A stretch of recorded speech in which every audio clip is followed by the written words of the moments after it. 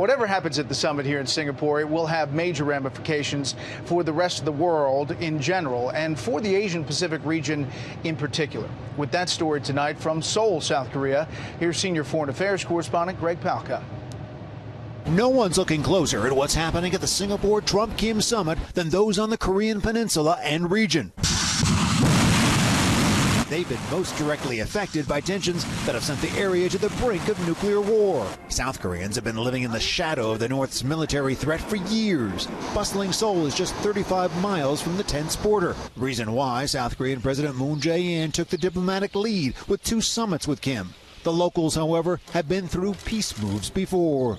It's not a sense of delusional hope here, but there is cautious optimism that we're seeing some really big positive developments. Singapore means a lot to neighbor Japan as well. It wants to make sure long and medium-range missiles, which could target Tokyo, are discussed.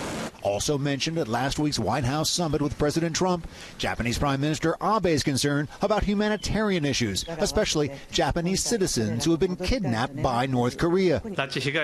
I have explained the abduction issue again and conveyed to him the earnest wish of the families of the abductees. Both countries' interests will be taken into account in Singapore, according to Secretary of State Pompeo. There is no daylight between the South Koreans, the Japanese, and the United States with respect to our approach to how we resolve this issue with respect to North Korea. As for North Korean citizens, they reportedly don't even know when or where the summit is happening, just that their leader will be meeting with President Trump. Analysts say he cares less about them, more about getting respect. Having high-level meetings, they can build a narrative around that and portray the leader as an equal to the President of the United States.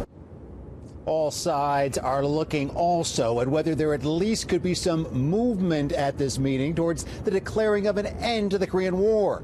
That conflict was halted with a truce some 65 years ago. That indeed would be a peace dividend from the Singapore summit. Brett.